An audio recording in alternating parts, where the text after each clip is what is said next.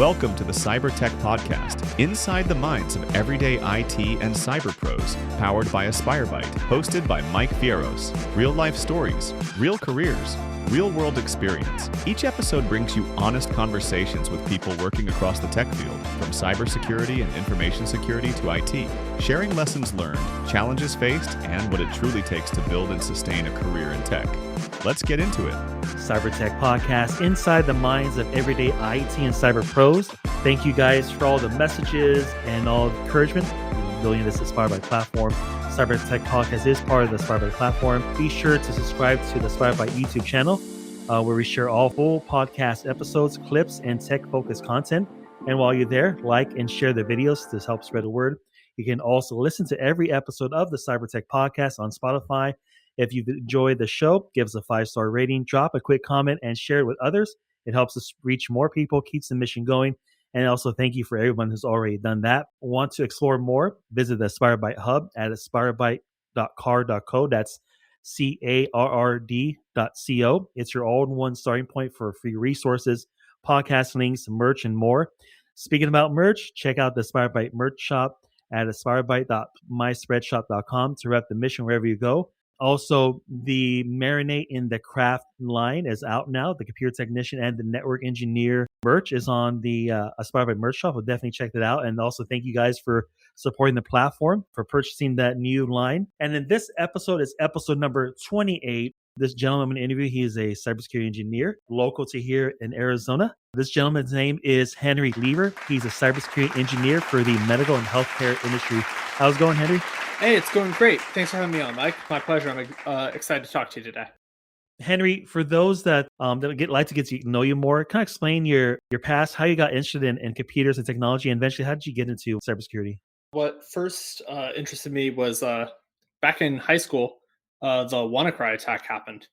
Oh, and at the time, I was really interested in like geopolitics and sort of international relations, and so I was interested in the attack from that angle, kind of the consequences of it.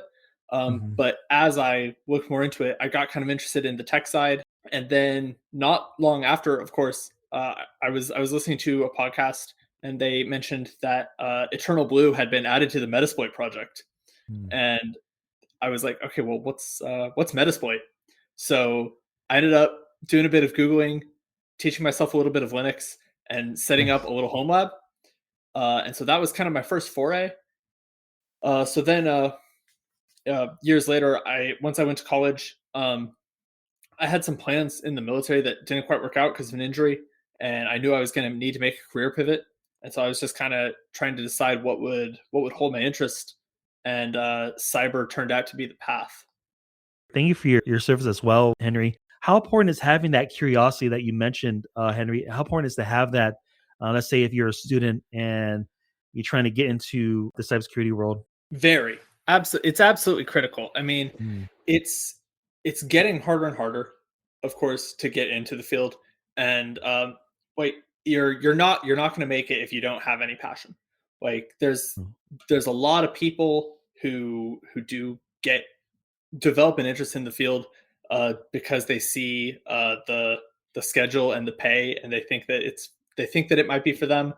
And you see a lot of people, the olden days, who got into IT for that reason, but it's not like that anymore. It's really hard to break in, and that having that curiosity and the passion to go and learn something and really dive in head first and figure it out for yourself, it's really the only way to do it.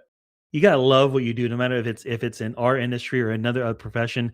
If you don't love what you do, and you gotta be willing, we always tell students and career changers, make sure you gotta love the grind, right? Because I have a big pet peeve myself where I see these YouTube ads and even just on on the websites and stuff like that, when you're doing Google searches and stuff, where there'll be an ad like, hey, pay us $15,000 and learn cybersecurity in 3 months, and then after 3 months, make $1 million, what have you.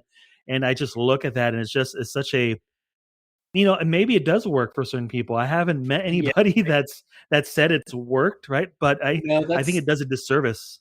That's a pet peeve of mine as well, to be honest. I feel like the industry like harkening back to a time when there was nowhere near Mm, enough cyber pros. I feel like the yeah. industry got addicted to that kind of marketing of like, hey, Yeah.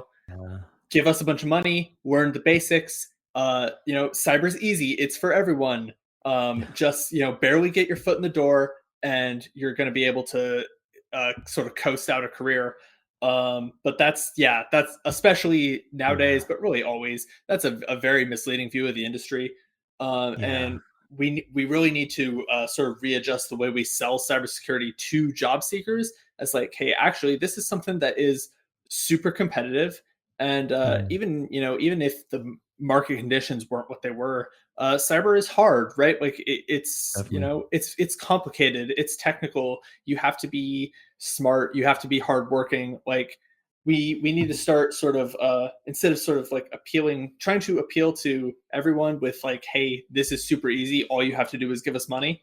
Yeah. We need to start sort of like getting people to look for something a bit higher within themselves and sort of sell this idea that like, hey, actually cyber is very tough, but if you come with the right mindset and Oh, yeah. you're like, you can do this and be great, rather Mhm. than just, hey, it's easy to pay to get your foot in the door. I totally agree with that. 100%. 100%. It's even for myself, I appreciate you can also relate to Henry. I love the grind. Like I love the troubleshooting. I love the figuring out what's going on. Why did this break? Why is this not working correctly and this and that? And you got to love this blood, sweat, and tears and in industry, but particularly in, the cybersecurity world, information security world, you gotta love what you're doing and why you're doing it. And why we're doing it is protecting our organizations, wherever they may be, and our users, having a safer world out there. I think that blood, sweat, and tears, it shows up coming into, whether it be even in IT, coming into IT or into a tech profession. You have a lot of folks out there that are willing to help you because we don't know everything. We have to work as a team. And what I really enjoy as well, the team aspect of cybersecurity, IT, information security. How important, Henry, is it to be a team player, and especially in cybersecurity engineering? How important is to have that team mindset? I think it is very important, first and foremost, because like you have to remember when you're actually working at a job in the industry, especially if you're someone Mm, like me who's like really interested and really passionate about the tech side. You have to remember that like the real world is not like a CTF, and yeah. like you're not being paid to screw around, right? Like you're there for a reason, and right, like your role Mhm. exists because you're supposed to be providing value to the company. And if True. you lose that focus of like, hey, I have to actually be helping, right? Like something about the company should be better for what you're doing. For um sure. then yeah, you can have a lot of skill and still not be very useful if you don't have that mindset of like, I'm trying to provide some sort of value to other people here. Mm, um and then on a more tactical level, right? Nobody can know everything, so true. just being able to integrate and work well within your team and within your department, that's Mm. always going to be important in any technical role. Are there any skills from the military that transfer surprisingly well into your cybersecurity engineering role? I would say that there's definitely a certain amount of discipline, like an expectation that there is some amount of like work outside of work. Yeah, that's definitely part of it. I would say it definitely helps to have us any background in like rigorous training is helpful, even though obviously this isn't physical training. But just like the ability to dedicate yourself to something and say, hey, I'm gonna make myself get better at this. That definitely is helpful. Mm. But I think that discipline, like you mentioned, Henry, whether folks coming out of the military or even like a law enforcement type background, it definitely helps, especially for those that are in those right now in the military and or in law enforcement type capacity. Don't be afraid of like looking at cybersecurity, IT, or information security, and it's a possible role. And those, especially when it comes to documentation, right? Documentation is really important, and it can transfer over, and it definitely helps. From your experience in the field, Henry, what do you wish more classrooms focus on when teaching cybersecurity? Technical skills in general, especially for defenders, especially for like the generalist blue team. is in some ways, I think, despite being the most common cyber professional, is also the most underserved by training. There's a lot of colleges out there with a bachelor's in cyber. True. Most of them are frankly not great. Like you're not going to learn everything you need to know to do a good job at a real role in a bachelor's degree. Like you, at best, you'll learn like good theory, and then you're going to have to go get hands-on skills somewhere else. I'm a big proponent of any of the hands-on platforms. I love Try Hack Me. I love Hack the Box. Getting hands-on training wherever you can find it is good. That being said, there's a lot of, I think there is a sort of something kind of missing in some of that hands-on training that, depending on your role, you might have to go find for yourself. Like there's a lot of great hands-on training out there for developers and application people. There's a lot of good hands-on training out there for anything on the red team side. And like attackers, red teamers, pen testers very much have this culture of hands-on training and this idea that like you should always be doing this, very technical practice. And you'll see some of that for like SOC analysts, but for someone on a team like mine, where I work at a hospital and we have a very generalist team where we're handling kind of all aspects of blue team. So we're doing forensics, we're doing incident response, we're doing kind of like SOC, like alert triage stuff. We're doing like a little bit of GRC. We kind of touch everything, and I think for those sort of people, they're very underserved in the current training landscape. There's not enough attention given to blue team hands-on training outside of the SOC, and I think a lot of that, some of that is that like colleges have not caught up to the modern world, but some of it is that like training platforms like Try Hack Me and Hack the Box, they're not offering that because no one is telling them to, because blue team just doesn't have the same culture that red team does of like you should be doing hands-on training all the time. And I think if we as cyber professionals sort of start embracing this idea that like, hey, we need to be honing our craft, that will beget results. I agree with that. I think that's an awesome idea to no matter what you're doing, like yourself, Henry, if you're doing cybersecurity engineering, red teaming, maybe infosec stuff, maybe even just, IT or network engineering, any hands-on, like you mentioned, is pivotal. And I like how you mentioned outside of cyber, it's worse. Oh, like, yeah, for sure. Yeah. If you're a network engineer or a help desk person, like you need hands-on work, and for finding it is brutal. Like, even in the same way that like blue team is a step down from red team for that sort of thing, generalist IT, which there's way more of than cyber, that's even worse. Like those people don't always have those platforms. So yeah, like filling that gap, I think would be huge. I think so too, and I think it'd be a huge step in the right direction.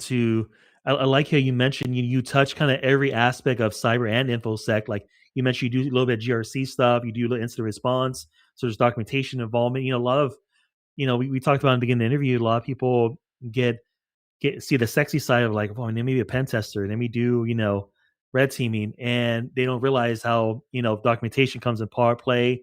Documenting incident response plans and what happened, what can we do better. They don't realize, and I think having something like that hands on, it's going to benefit. I think every aspect of cyber infosec, and even like you mentioned, IT.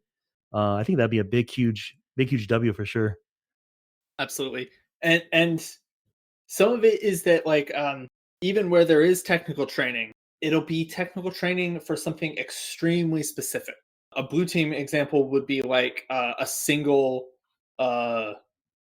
like forensics on a single hard drive, or a networking example would be like how to configure this switch, and that training's great. But I think we need more training that gives a good picture of like the full life cycle of whether like it's an incident or kind of a day in the life, where like we need more training that has not only fixing the issue, but first identifying the issue and documenting the issue, where like you'll see, and this is just to take, because I do a lot of like pen Uh, testing study on the side. So this is kind of pulling, it's pulling from an experience and a bias I have, but like on for pen testers, right? You're doing CTFs where you're given like a black mm, box, you don't know what it is. You then have to, find and exploit vulnerabilities. And then guys who are serious about getting hired are oftentimes writing blogs about those CTFs that they're doing, right? So they're yeah. getting used to that documentation process. Like having more training that isn't just like solving a single incident that you kind of come in already understanding what it's going to be, but Mm, like scenario training where it's like you have to figure out what's wrong, yeah. then fix it, then report on it, because that's what people really do. I totally agree with that. Everybody listening or anything like that that has an idea to do that. I think that'd be the ultimate, I think, lab, if you were right, like live scenario labs, like where, I can imagine like, you're just kind of describing it right there Absolutely. for cyber. You go in, you log into this portal and like, hey, Henry, Mike, welcome to your first day on the job. This is scenario training. Hey, you're the first cybersecurity engineers for Apollo, whatever it may be, Acme Mhm. Inc. Give it any kind of general Totally. organization name, and you go day by day, and then there might be a scenario where it's like, someone's trying to get into the network. What do we do? Totally. Then you just start rolling. I think that's Yeah. a whoever's listening to this. I think that'd be an awesome, cyber, infosec, maybe even IT. And I So and think that'd be cool. and first, because like you said, my title is like cybersecurity engineer, right? But that means a ton of different things at Yeah, true. different organizations. So like Mhm. I obviously at working at a hospital, we do not produce a lot of in-house code. So I'm not doing like Mm, application security work. Most of what I'm focusing on is infrastructure security. So like edge networking, Active mm, Directory, uh, a lot of cloud and identity stuff. mm. That's the kind of engineering work that I'm doing. And having that sort of stuff is pretty that's a big gap on the blue team side of like not just like responding to incidents in like a environment that already kind of makes sense. The real world experience of coming into an environment that's broken, whether that's Yeah. operationally or in terms of security, and saying, okay, how do I fix this? How do I make this work? Mm, How do I make improvements? How do I take an unknown environment, that's learn true. about it, and make it better? I don't know exactly how you get that without on the job experience, but that's the training people need to look for. That I think that's awesome. And we've been in those. I've been in those organizations where I walk in and it's like, I ask them, hey, where's documentation for the network, and this and that. Well, you're going to create that documentation, and Yeah, it I'm probably doesn't exist, right? You yeah, like, yeah, and if at that point you have a choice to be like just the next guy to not document that, or true. you can try to sort of start from the beginning and make some things right, pick your battles, and decide what you're gonna change. How does cybersecurity in the healthcare industry differ from other industries you've seen or worked in? So full transparency, healthcare is my first and only cyber job. Awesome. But I have had like IT jobs before this. Awesome. Um, that being said, I do have exposure to cyber in other industries, and I would say the biggest difference in healthcare, just tolerance for different kinds of risk. So, Mm, uh, like the dirty secret about healthcare is that they like healthcare will tolerate cyber risk to avoid downtime. And mm, that's the yeah, thing that we have to do, is that like nothing, we can never ever have downtime. We hate downtime. It's like it is like the capital sin of healthcare IT, is that like mm, we have to be up all the time. We never want to break anything, because then you're impacting patients. Um, true. so from a cyber perspective, that means that our changes and our progress is very, very cautious.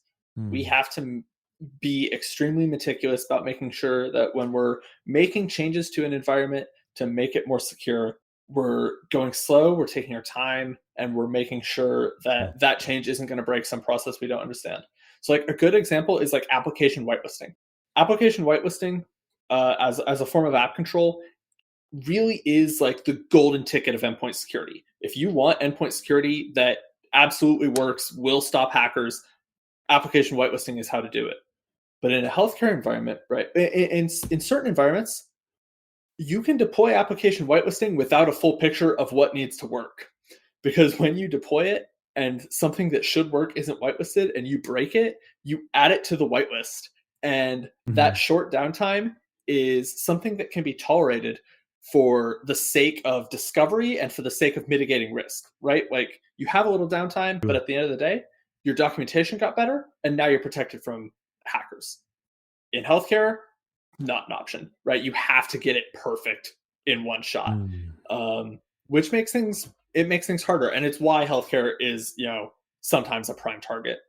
But that's just how it has to be because you can't impact patients. Yeah, healthcare is definitely, we need it. We need emergency services, whether it's law enforcement, a hospital, EMTs, fire stations. We need that. And we don't realize sometimes, even as the public, we don't realize that that infrastructure also has to be protected. And like you mentioned about downtime, I've been in environments where like we're doing things and there's some downtime, but we're not getting any hassle. But downtime in like you kind of described it, Henry, in a healthcare environment, it's life and death. And so different risk in that environment than other environments that we have to look for, especially for those that are thinking about maybe you doing IT or cyber in a healthcare environment like Henry's doing.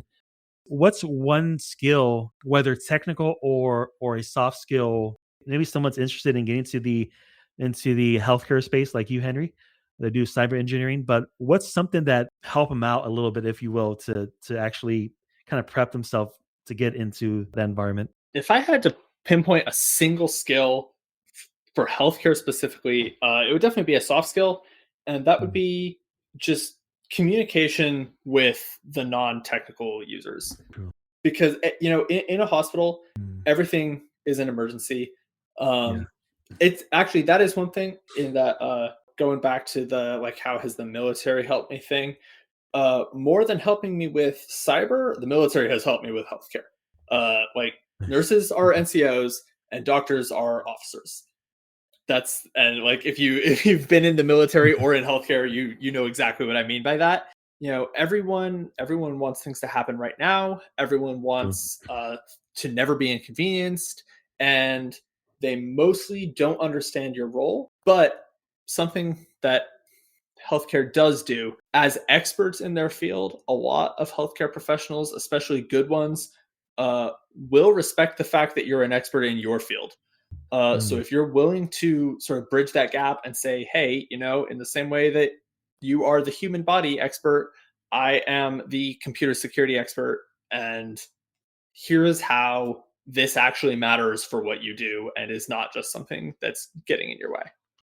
when we're dealing with users, whether you're on the help desk or network team, project management team, we're going to deal with users, especially whether even if you're working remotely or you're on prem or hybrid, whatever role you're in, there's no avoiding users, and at times, especially IT and cyber, we tend to be a little bit introvert, but you hit it on the dot, Henry. Soft skill, I see it as soft skill is security because if you could translate, like, let's say for example, Katie, that's a nurse, she's helping a patient, taking vitals, and maybe the system goes down that operates that that vital machine, whatever it may be. We're kind of some almost as therapists when we go out to these issues, especially if you guys are in IT or thinking about getting IT, we've been in those Absolutely. spaces. Yeah, we've been in those spaces where it's like you're there to help Katie out with her keyboard, and then she's talking about I'm just stressed out and this, that. So we're Yeah, there to help with the issue. you do end up in interesting personal situations sometimes, especially since Yeah. healthcare, especially in cyber, since healthcare's just been so hammered. Like, Yeah. people get really fearful, and it's surprising Yeah. if you live in cyber to remember that, like, hey, normal people don't understand this stuff at all, and they just think it's like True. evil black magic. And yeah, if you have like users who've been phished, for example, they're oftentimes Mm, freaking out, and these are like competent people with high stress jobs, true. but it's just something that's like so foreign to them. Being there to tell them like, hey, explaining like what the impact is and how you're going to fix Mm, it, and just kind of being like, hey, it's okay. Like the experts are here. We're gonna solve this. Uh, whatever happened probably isn't the end of the world. That's actually a super important skill because you are going to run into For people sure. who, like, when something happens, they get really upset. Especially if it's Friday in the finance department and they have to print out checks and whatnot, or distribute Yeah, checks and whatnot. But yeah, no, I think you're totally right about that, Henry. Soft skill, calming our users, reassuring them that we're there as a team. I'm there to respond to your issue, and whether it be in IT for support, cyber for incident, or whatever role you're playing in tech, you were there for the user, you're there for organization, reassuring them. Chit chat a little bit to get their mind off the issue, and then when the issue is fixed or the issue is contained and whatnot, and they're back to the business and stuff. But I think that's a good, having that soft skill. And the soft skill is such an important thing that those trying to get into IT or cyber or infosec, we don't emphasize enough, and we need to. We definitely put that in the forefront. Communicate better, reassure our users, and even maybe the board. Maybe we're if you have a position that's CIO, wherever it may be, reassuring the board that don't understand technical jargon. Communication, that soft skill that you're going to learn over the years is going to come important play for that for sure. sure. And for CISOs in particular, a lot of your job is to have a bit of charisma because, like, Yeah, the board is never going to understand, right? They've true. hired you to understand for them, and so being able to maintain the confidence of people and have them trust that, like, hey, I don't really have to understand cybersecurity because I've got a CISO and he understands Yeah. cybersecurity for me. That really goes a long way. You've worked hands-on with DLP, EDR, and vulnerability scanning. Which one do organizations underestimate the most? I would have to say vulnerability scanning, only because Okay, yeah. EDR and DLP are so overestimated. DLP, I think, is an interesting technology, and obviously, I've done DLP, and I'm not saying that, like, don't go do DLP because it can do great things Mhm. for your organization, especially if you're in a regulated industry, like, right, like with a hospital, you have PHI to protect. But the Mhm. fact of the matter is, when unless you are on, like, a top secret air gapped environment, right? Private data that should be kept contained is moving everywhere constantly, and it's just Mhm. like small data leaks are like a very high likelihood, low impact event that, frankly, they don't have the monetary value to justify the existence of a cyber department. And Mhm. so, like, if you're tackling them, that's great. But at the end of the day, right?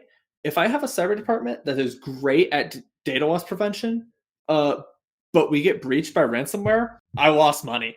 Yeah, I think DLP, on top of being just a very difficult technology to get right from the product stance, like actually Mhm. catching DLP in a way that, like, isn't just leaving the door wide open, but is also not just a false positive machine, is very challenging technically. DLP is kind of a rough one. It's very hard to do, and then when you do it right, it's pretty low value. EDR is super important.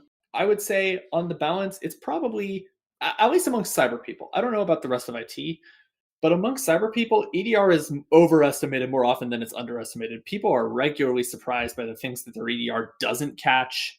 Um, and, like, so often I've brought up an issue only to hear from someone who's not in cyber, like, oh, well, wouldn't our EDR stop that? Only for to have to explain that the answer is no.